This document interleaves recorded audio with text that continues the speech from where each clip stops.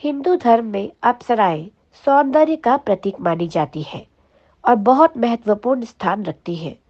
अप्सराओं से अधिक सुंदर रचना और किसी की भी नहीं मानी जाती।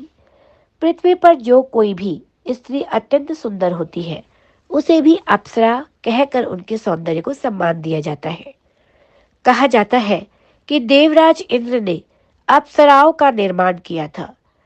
कई अप्सराओं की उत्पत्ति परमपिता ब्रह्मा ने भी की थी, जिनमें से तिलोत्तमा प्रमुख है। इसके अतिरिक्त कई अप्सराएं महान ऋषियों की पुत्रियां भी थीं। भागवत पुराण के अनुसार अप्सराओं का जन्म महर्षि कश्यप और दक्ष पुत्री मुनि से हुआ था। कामदेव और रति से भी कई अप्सराओं की उत्पत्ति बताई जाती है।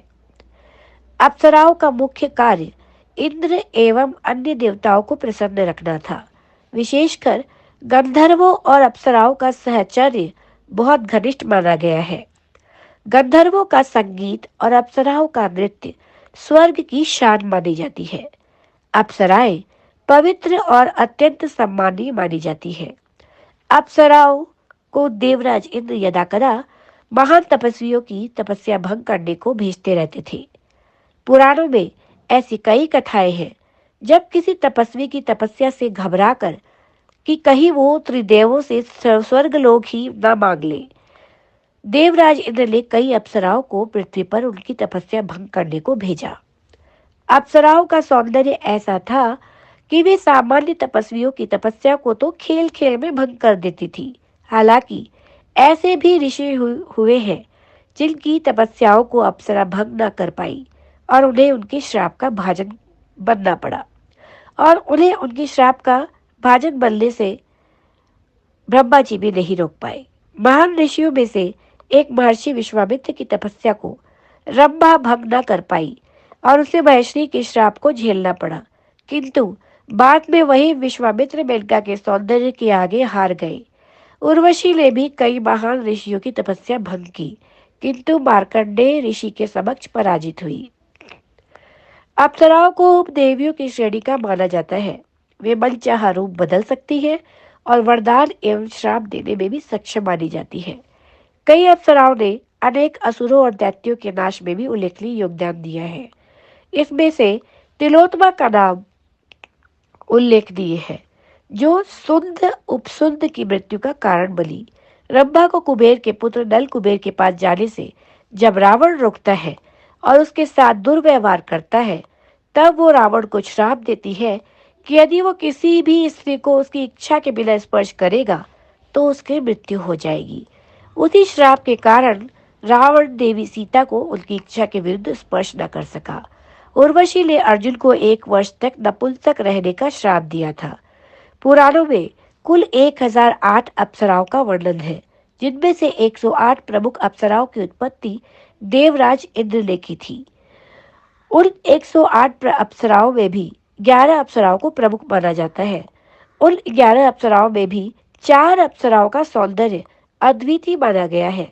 ये है रंभा, उर्वशी, मेनका और तिलोत्तमा। रंभा सभी अप्सराओं की प्रधान और रानी है।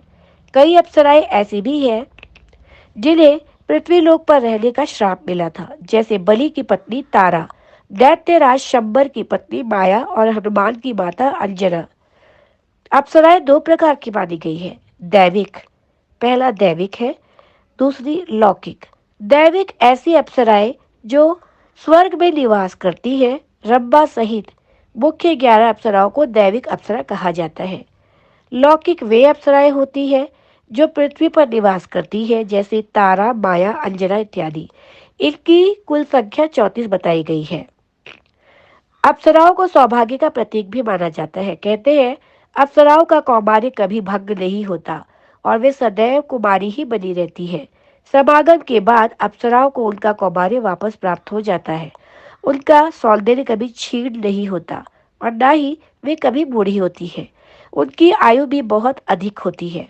मार्कंडेय ऋषि के साथ वार्तालाप करते हुए उर्वशी कहती है कि हे महर्षि, मेरे सामने कितने इंद्र आए और कितने इंद्र गए, किंतु मैं वही की वही हूँ। जब तक 14 इंद्र मेरे समक्ष इंद्र पद को नहीं भोग लेते, मेरी मृत्यु नहीं होगी। ये भी जानने योग्य है कि भारतवर्ष का सर्वाधिक प्रतापी पुरुवंश स्वयं अप्सरा उर्वशी की देन है। उनके पूर्वज पुरुरवा ने उर्वशी से विवाह किया, जिससे आगे पुरुवंश चला, जिसमें ययाति, पुरु, यदु, दुष्यंत, भरत, कुरु, हस्ती, शांतनु, भीष्म और श्री कृष्ण पांडव जैसे महान राजाओं और योद्धाओं ने जन्म लिया। उन्हीं के दूसरे वंश बेल में इक्ष्वाकु कुल में भगवान श्री राम ने जन्म लिया। अन्य संस्कृतियों में जैसे ग्रीक धर्म में भी अप्सराओं का वर्णन है। इसके अतिरिक्त कई देशों में जैसे इंडोनेशिया, कंबोडिया, चीन और जावा में अप्सराओं का बहुत प्रभाव है। प्रमुख अप्सराओं के नाम और उनके मंत्र भी हम आज आपको बताएंगे। प्रधान अप्सरा रंभा। ओम सह रंभे आगच्छागच्छ स्वाहाय। उर्वशी के लिए है ओम श्री उर्वशी आगच्छागच्छ स्वाहा। मेनका के लिए ओम श्री मेनका आगच्छागच्छ स्वाहा। तिलोत्तमा ओम श्री तिलोत्तामे आगच्छागच्छ स्वाहा। तो ये कुछ ऐसे मंत्र हैं अप्सराओं के लिए।